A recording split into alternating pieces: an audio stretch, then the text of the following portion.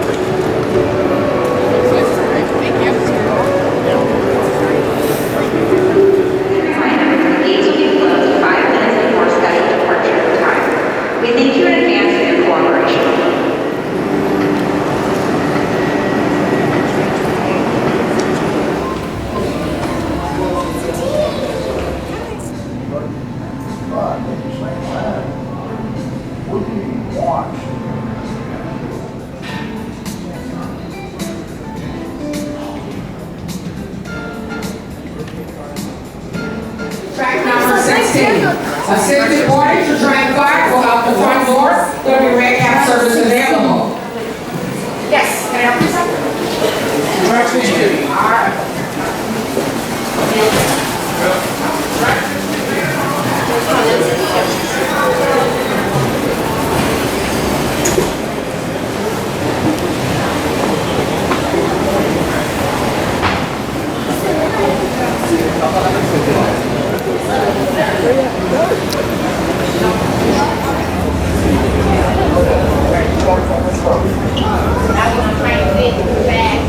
Sleepers for 5, please line up over here.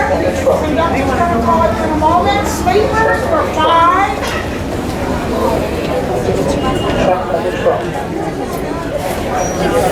May I have your attention, please? Amtrak?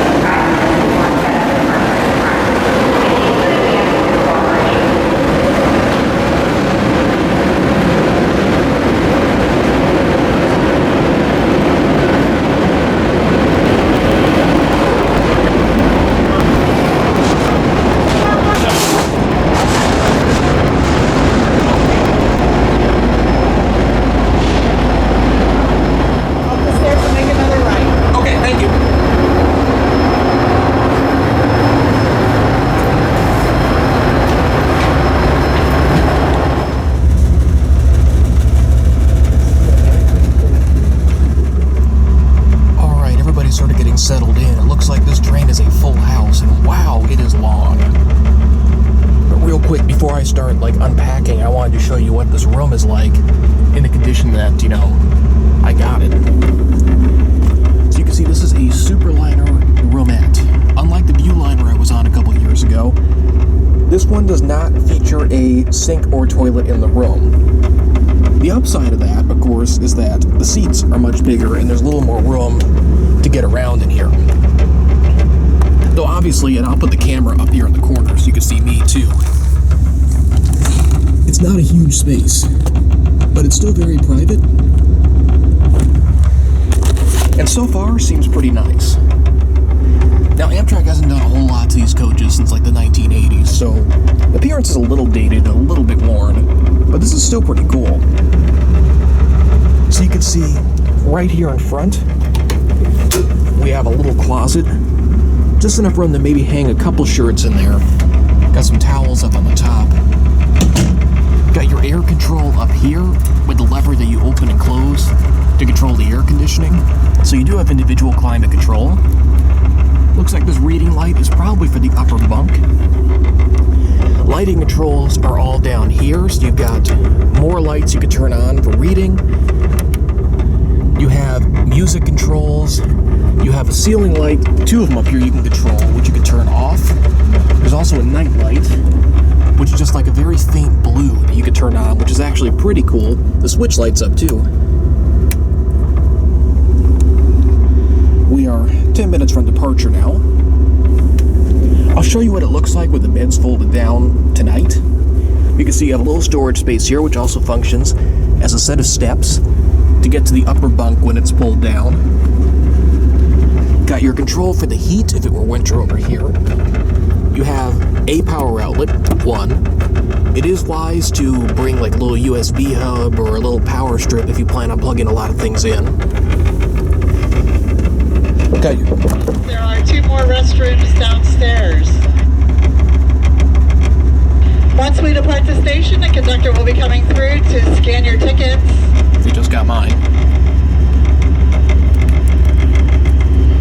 Once again, my name is Vicki. I'm your sleeping car attendant. Once we depart, I will come around and talk to each and every one of you. Welcome aboard the California Zephyr, train number 5 westbound. Anyway, the conductor just came by and got my ticket. That's really about it. This is actually a pretty simple little room. You got your trash bin down here, your fold-out table, and they give you a couple bottles of water to start. So yeah, I think for now that's about it.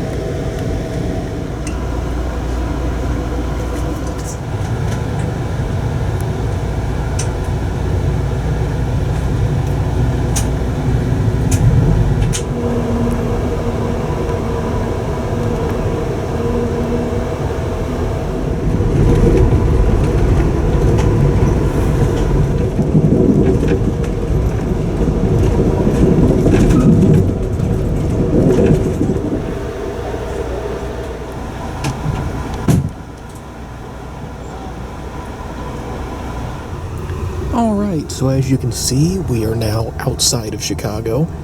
Sleepy car attendant came by. She's very, very nice. So far, the service has been great. The car, like the common facilities, are actually very, very nice and clean. I'm curious to see how they hold up over 2 days, but so far, this is actually looking a little better than the Texas Eagle did during my first impression. One thing I forgot to demonstrate here is the door latch. You can see when you close the door, you basically just put this thing down and stick this on top of it, and it locks from the inside. It's a known issue with these trains, but there is no way to lock the door when you leave the room. But I've never heard of a case of anybody having their belongings stolen on here. It seems like generally you have a very nice crowd on these sleeping trains. One other pro tip that I've picked up from doing this so many times, if you bring a small carry-on size bag like I do, like the kind you could fit on a plane, you can actually stick it on the upper bunk and then fold it back up. So space is kind of at a premium in here, and that helps out a lot. So I definitely recommend doing that. And utilize the closet too. Even if you're just doing what I do, where I just like throw all my toiletries in at the bottom, to me it makes it feel a lot less claustrophobic if you don't have clutter. Anyway, that's it for Jacob's train tips for now. I guess we'll continue to watch as the scenery here just gets more and more rural. The itinerary of the train, really, it doesn't look like there's going to be much to see tonight in terms of scenery other than just going out through the Great Plains. The really beautiful stuff starts tomorrow after Denver, when we start crossing the mountains.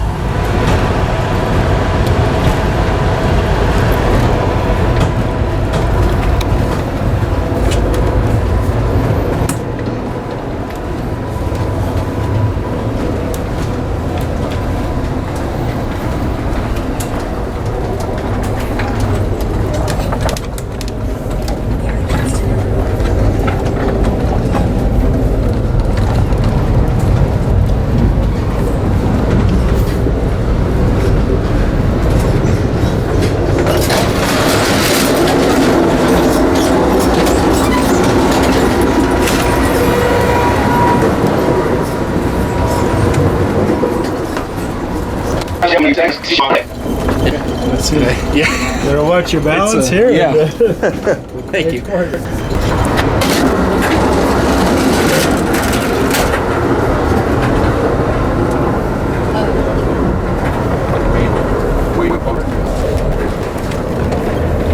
Ladies and gentlemen, may I have your attention, please? This is your dining car exhibit. At this time, I have canvassed the entire train taken to the reservation. If I somehow missed you, and you desire to dine with the dining car, I will just invite you to the dining car to take a reservation. There is none by reservation, the reservation's on. Sure, all three. For those passengers holding reservations, please wait for opening announcements before making your way to the diner. And at all times, we ask that you please wait at the door to be seated by the dining car staff. Thank you.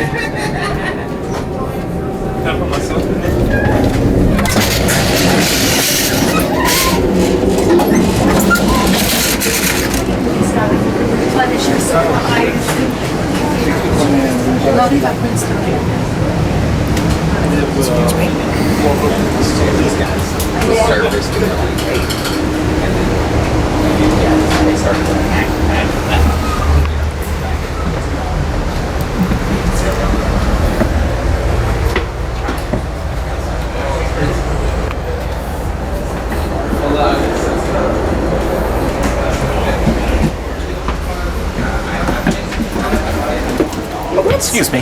No problem.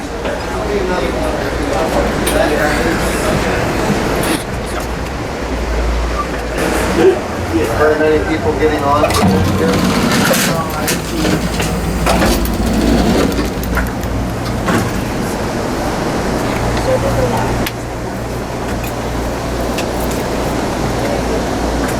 Hey Josh, I got 2 for room 5. We went shot by the platform.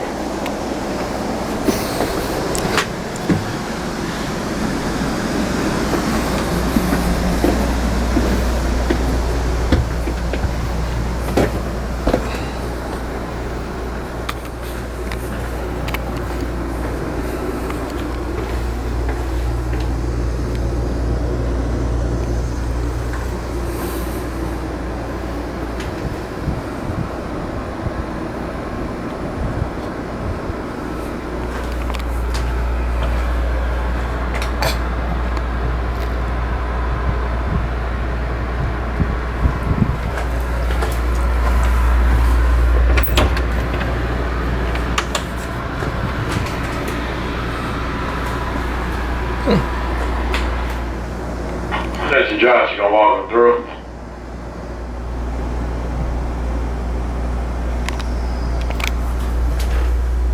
Wow.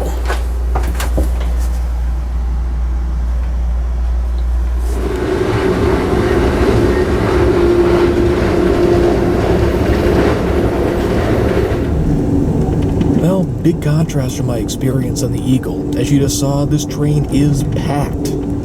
So, definitely glad I went the sleeper route.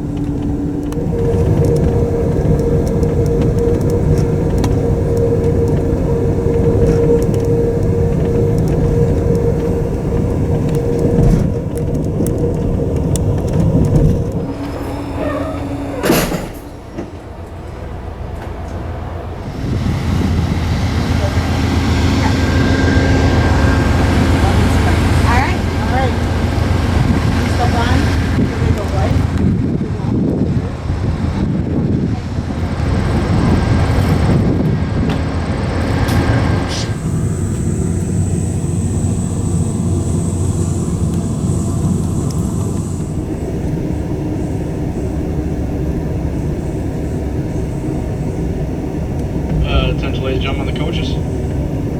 Next stop coming up here is going to be Burlington. If Burlington's your final destination, you can look around your seat.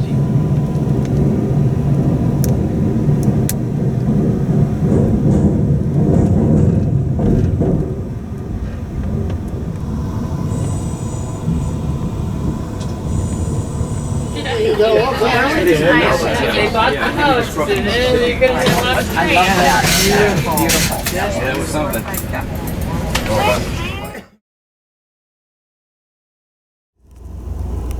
Okay, so we're here in Ottumwa, Iowa. I have no idea how you actually pronounce the name of this town. A little hard to see with the dirt on the window and the way the sun is setting. But, yeah, dinner was actually very nice. I met some nice folks that were traveling coach that came out to have a meal. They always seat you together in the diner car. It's one of the fun things or interesting things about being on the train. So anyway, one other note, I did try out the shower downstairs. I figured I would try to beat the rush tomorrow morning, and actually it was quite nice, very spacious. The water got hot right away. Each time you press that button, you get about a minute of water.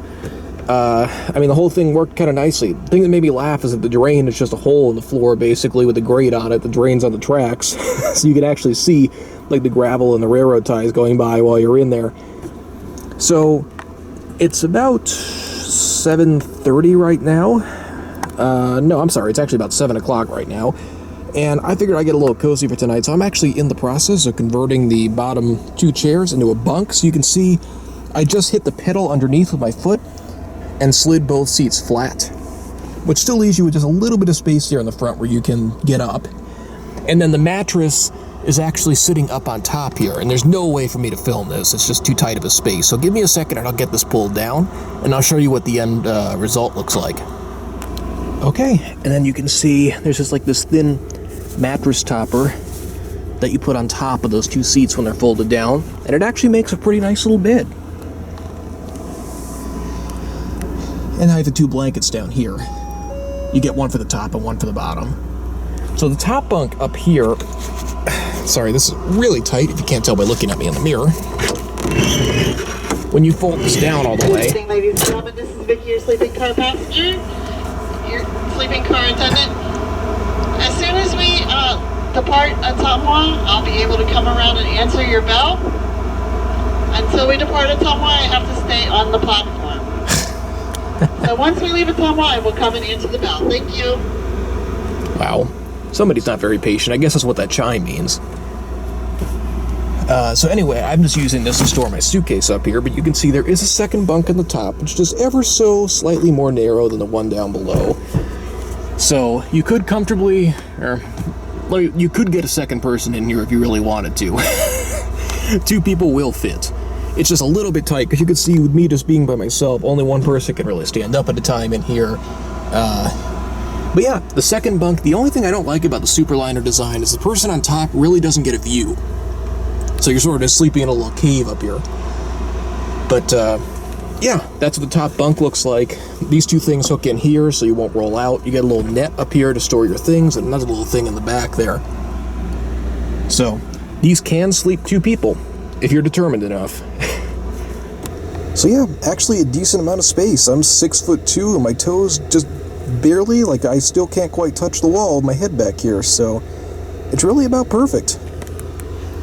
There's your view up. So yeah, my plan for tonight is pretty much just to lay here and watch some stuff I pre-downloaded on Netflix and enjoy the view out the window once the sun isn't like just right in my eyes. I'll see if I can get you a couple more scenery shots tonight here as the sun sets.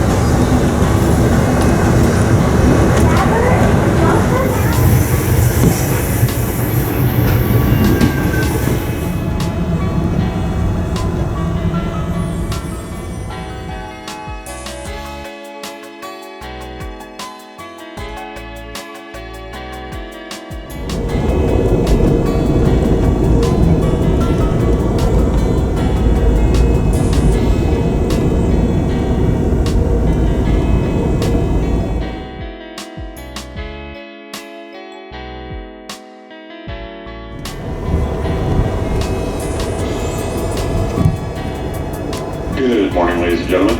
Hang on 1 second. We're going to slow down for some freight traffic that's in front of us. We just did start moving again, so it's clearing up. It's looking about 8:30 into Denver this morning. Once again, 8:30 into Denver this morning.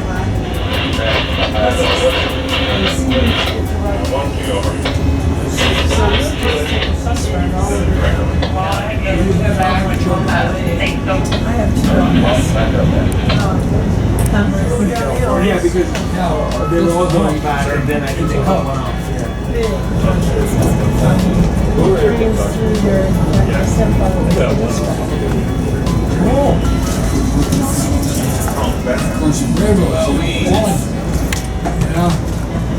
It's a different rule.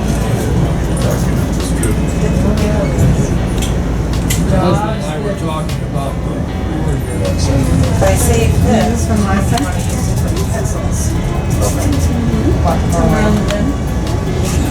Alright, I'm turning this off. Wait. Let me just say hi real quick. My father.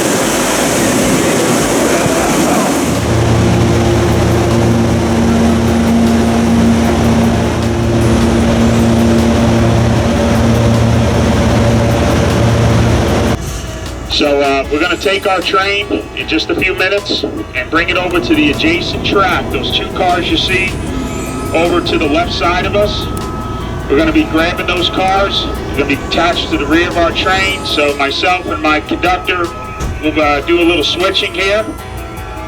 So we're going to be backing back into Union Station to pick up those cars in just a few minutes. Once we get the cars connected, we do our air test for our air brakes. Then we will leave Denver, Colorado officially. Alright, so they just hooked up the two private rail cars, I guess, because the power came back on now. Train is scheduled to leave out of Denver at 8:05 a.m. It is currently 9:42, so we're running a little behind. Not that it makes a huge difference. I mean, if you're in a hurry, this is not the way to travel. But hopefully it doesn't mess up our views of the scenery, since it's going to get dark a little sooner than it was originally intended to. So I'm assuming we'll be pulling out of Denver here momentarily, with two additional cars on the back. I'll try to get a shot of those the next time we have a chance to step off the train. So yeah, I'll get you some shots of leaving Denver and then heading into the beautiful Rocky Mountains. Next stop is Fraser Winter Park, Colorado at 10:07. Well, it'll be later than that, obviously, but it's about 2 hours from now.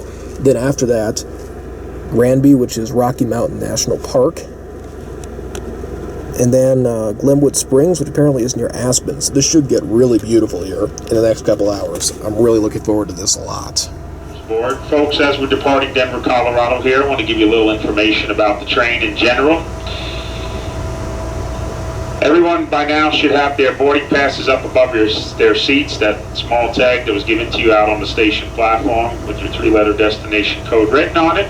So make sure it should be up above your seats at this time. Folks, a few things about safety first I want to go over with you. That is our number one concern. Make sure you do take a moment to review the passenger safety instruction card. Familiarize yourselves with the location of all emergency exits in the car you're traveling in this morning. Shoes are required when walking through the train. Ladies and gentlemen, may I have your attention, please? This is your dining car attendant. Today, lunch will begin at noon. Once again, it will begin at 12 noon. It will be first come, first served. There is no reservation.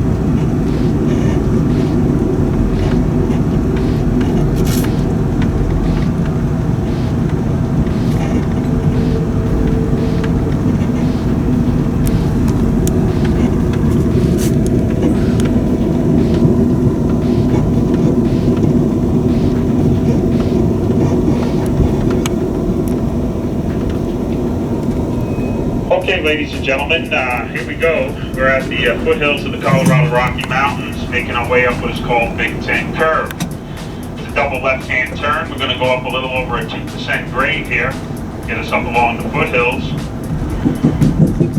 going to pass about a dozen coal cars parked up here, and they'll be off to our right side. They're kind of a tan brown color. You might have noticed them just before we got to this location. They're sitting up on the hillside up here. Well, basically, folks, those coal cars have been up there for about close to 40 years. They were put up there by the Denver Rio Grande Western. They're filled with rock and dirt, fixed to a section of rail. And the reason why they were put there, folks, basically is to create a wind barrier to protect trains going up and around this curve. There have been wind speeds recorded up there in excess of over 100 miles an hour in the past. It's very common to get high wind in this area.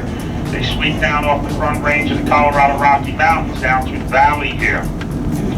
So those cars were put there to protect trains going up and around the Big Ten. They had an incident about 35, 40 years ago, just prior to those cars being put there.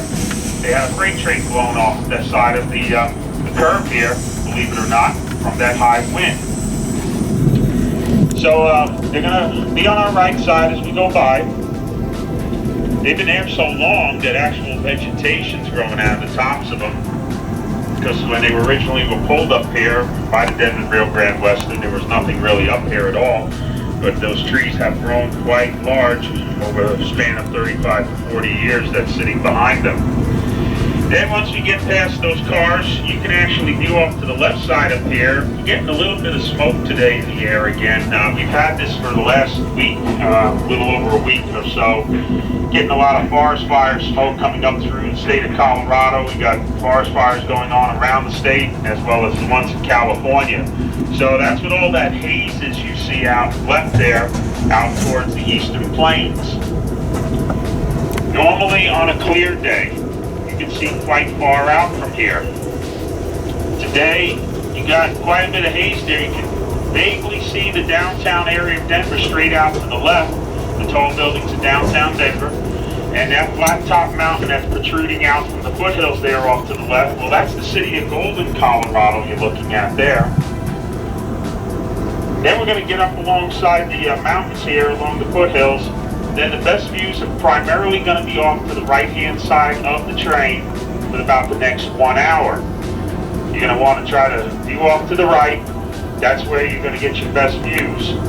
Now, we'll go up through what is called the Tunnel District. We're going to enter into tunnel number 1 in about 10 minutes from now.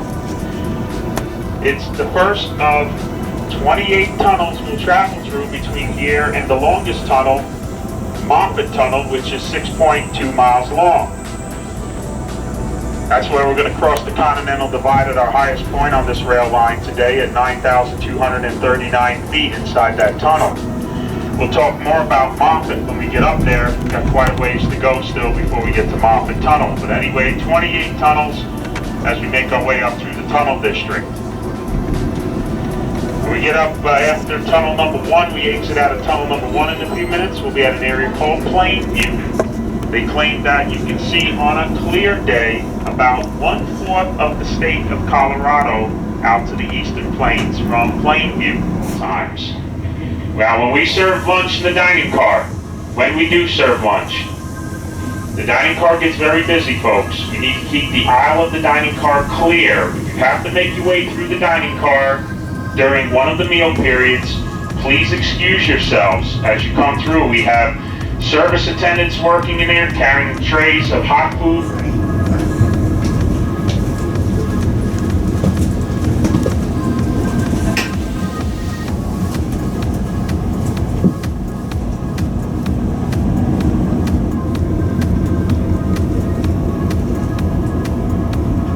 Alright, so there's the tracks we were just on.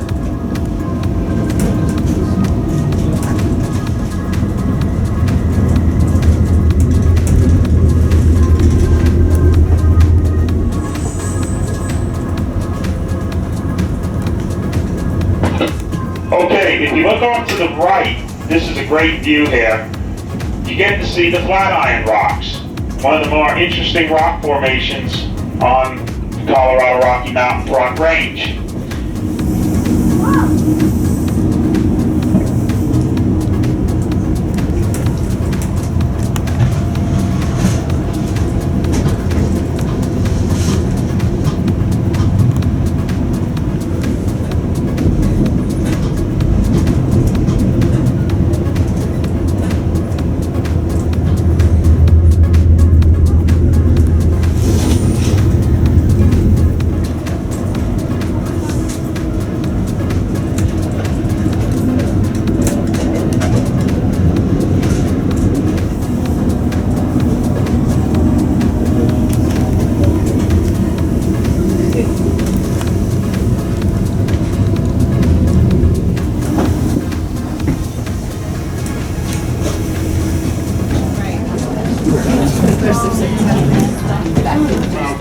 of the municipal drinking water supply for the city of Denver came from up here at Gross Reservoir. I'm not sure what it is presently. And after we go past the dam here off to the right, you'll see the backside of the reservoir in a few minutes, just to see how big it is. And then we'll head over to South Boulder Canyon and follow the South Boulder Creek.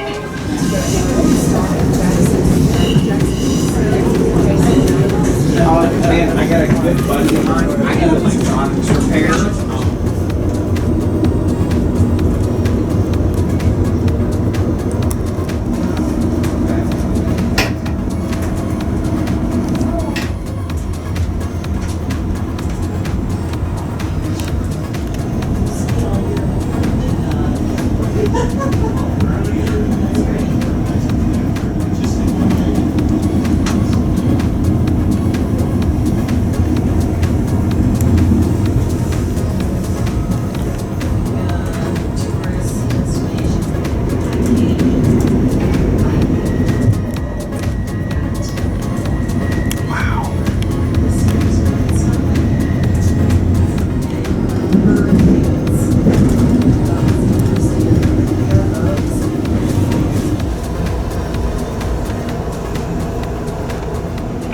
Off to the right towards the front of the train, that large mountain way up front, that's James Peak. That's where we'll be traveling under by way of Moffett Tunnel in about 5 minutes from now.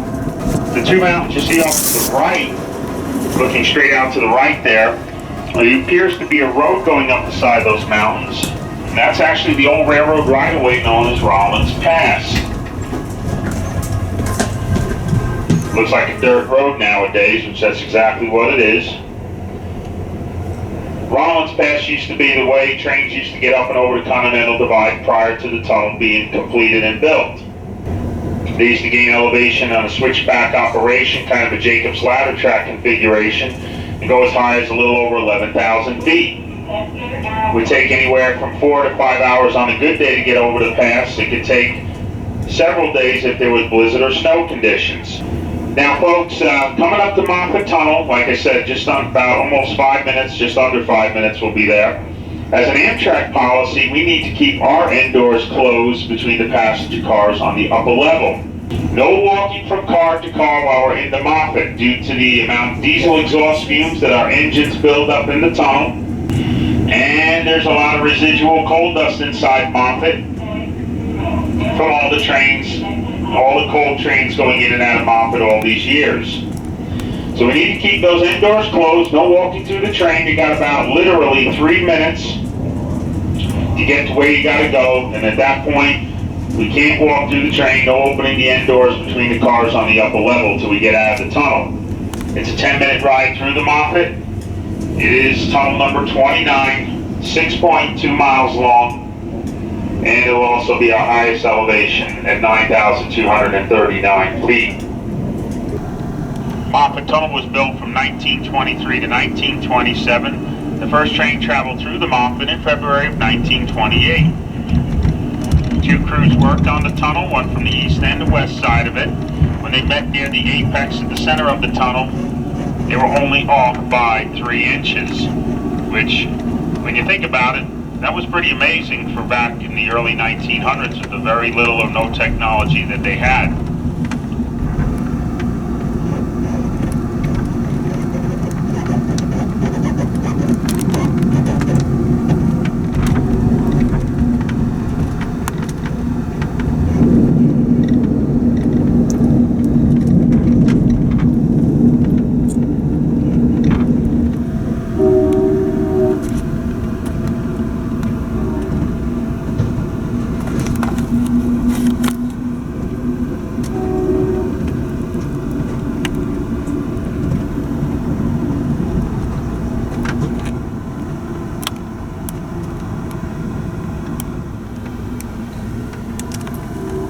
Alright, looks like we're here in Fraser. What a beautiful ride.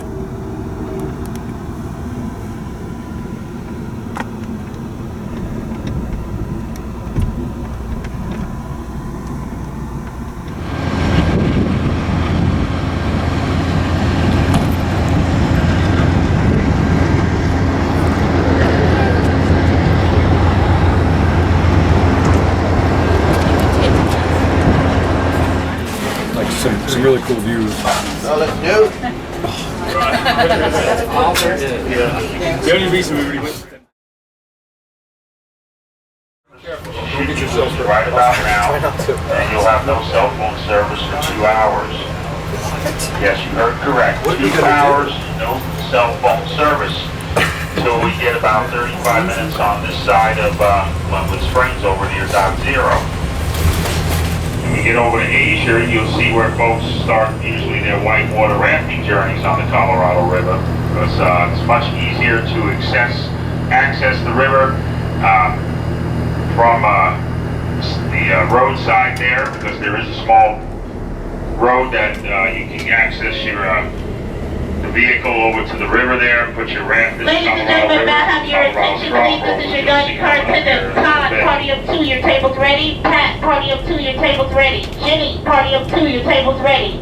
Ed, party of 1, your table's ready. Hill, party of 2, your table's ready.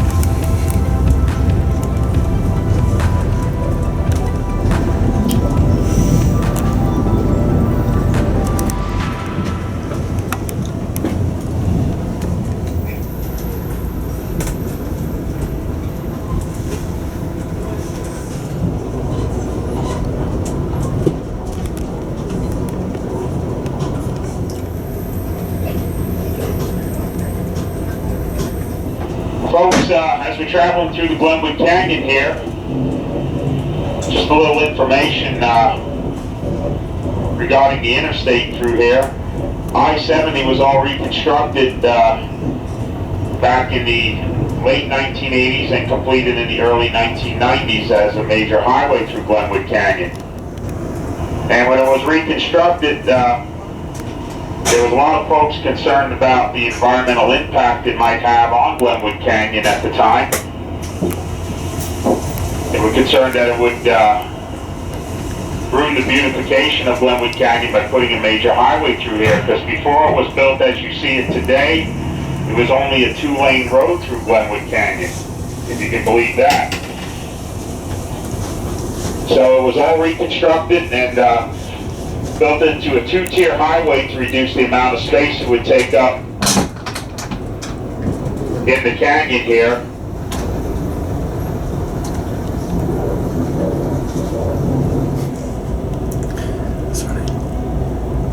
No, do we need to start moseying? I don't know where she went. She went downstairs, but yes. Yeah. All right. Glenwood Springs. How'd you do this?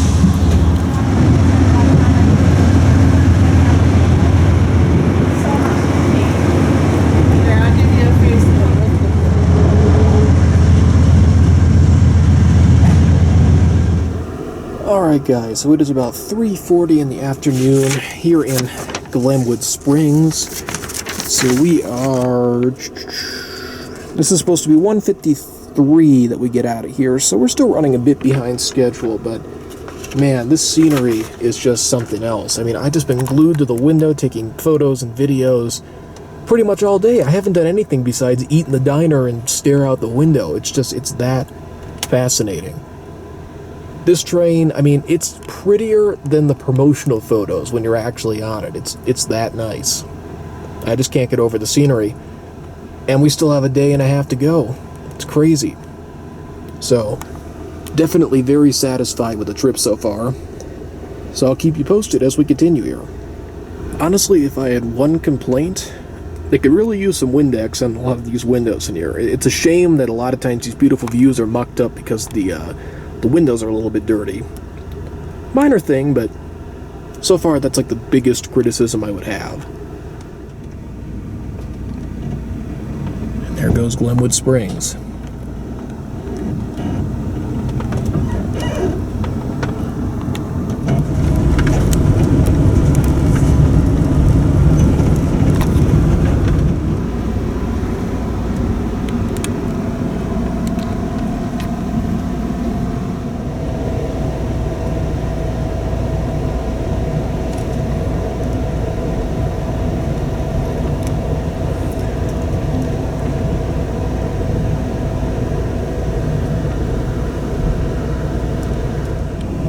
Alright, so we're just outside of Grand Junction, Colorado, and you can see the scenery starting to build up a little bit again. I've heard that between Grand Junction and the next stop in, I believe, Helper, Utah, we go through another really beautiful canyon.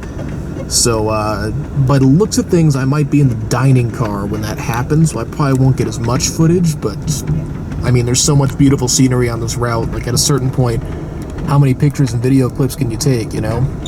This really is incredible. But I'll get you what I can.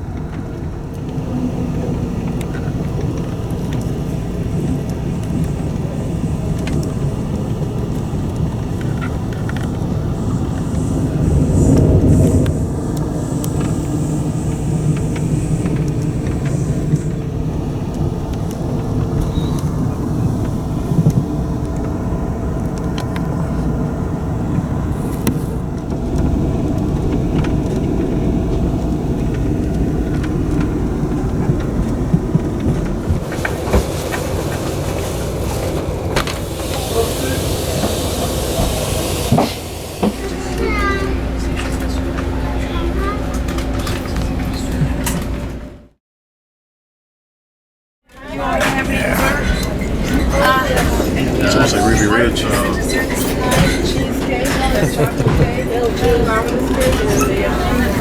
Oh, wow. That looks like Kern. Wow.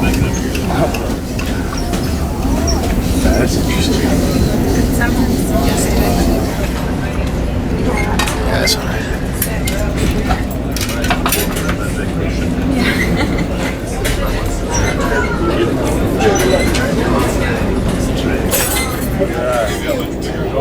So that's how you get in here is by water. I'm just looking at that formation behind you there. That is awesome. Oh yeah, wow.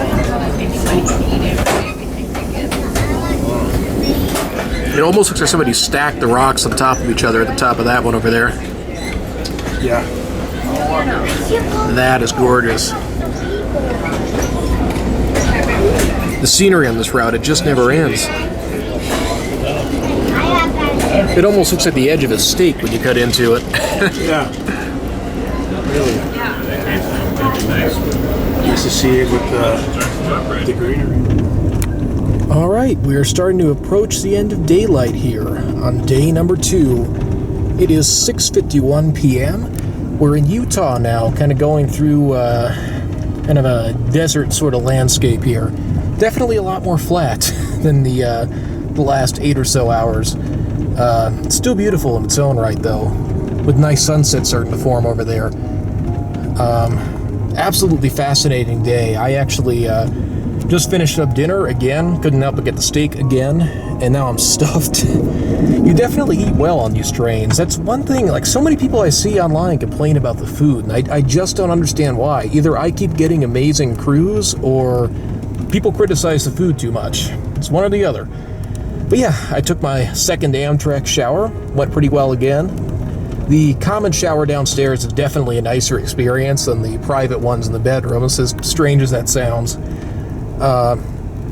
So yeah, I'm going to start sort of getting settled in here. If there's any more cool scenery tonight, I will definitely shoot some clips.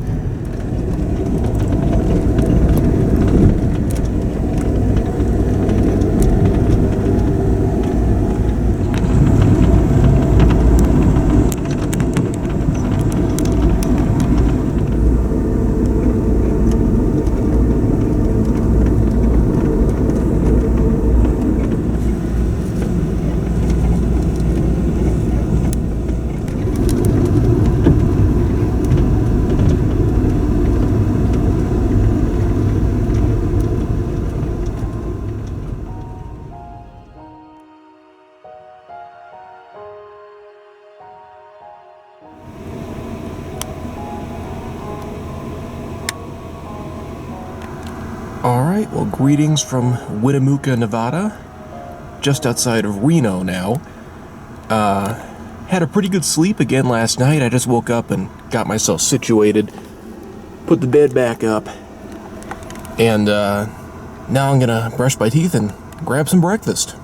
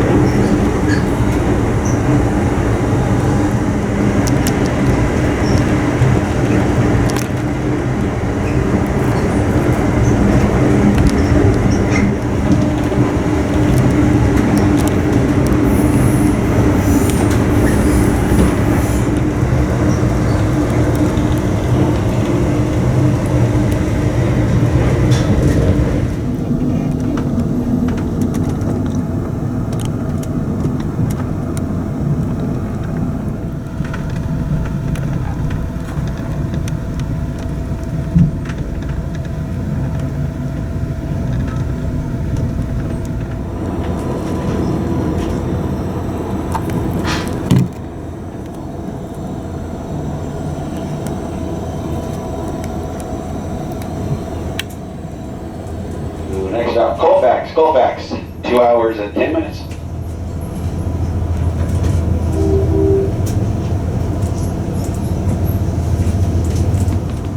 Alright, just left Truckee, California, and we're getting ready to go through the beautiful Donner Pass.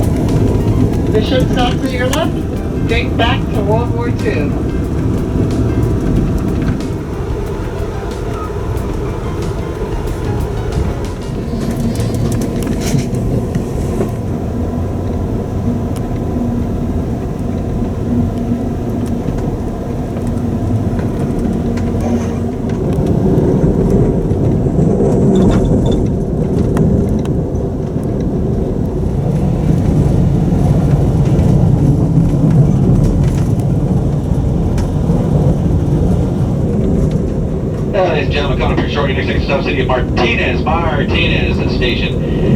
If you're leaving us here at Martinez, check around your seats, get up for your personal belongings, and prepare to exit Martinez station. Coming right up Martinez.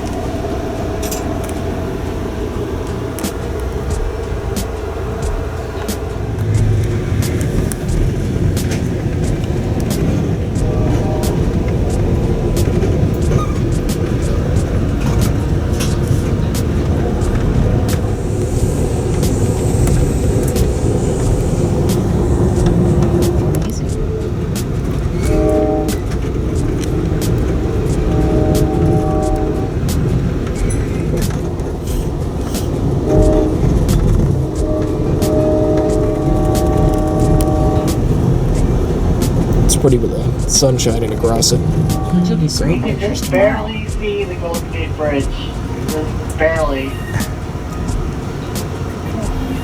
Yeah, that's it. And there's the city. As we look through the weeds and the highway overpass, that's our beautiful, scenic first look at San Francisco right here.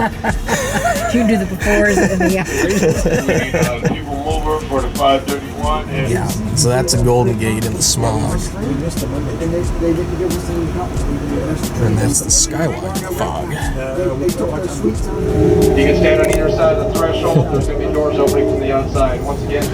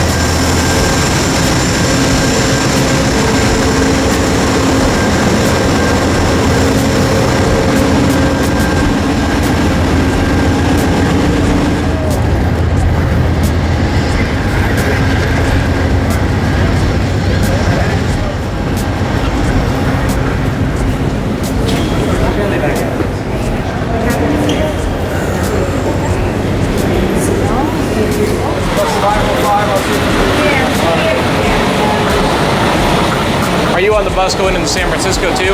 Yeah, I don't know. 505, they say, right? Yeah. I don't know if we're supposed to come out here or waiting there or what. I don't know, nobody was there. Where's the check?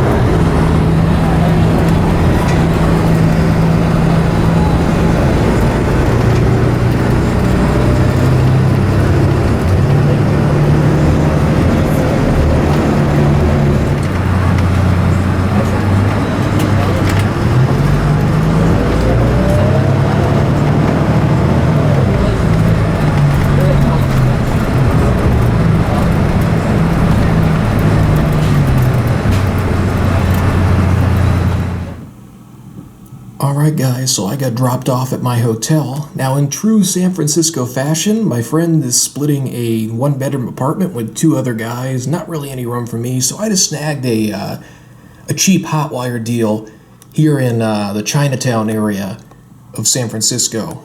And, yeah, try to take that all in at once.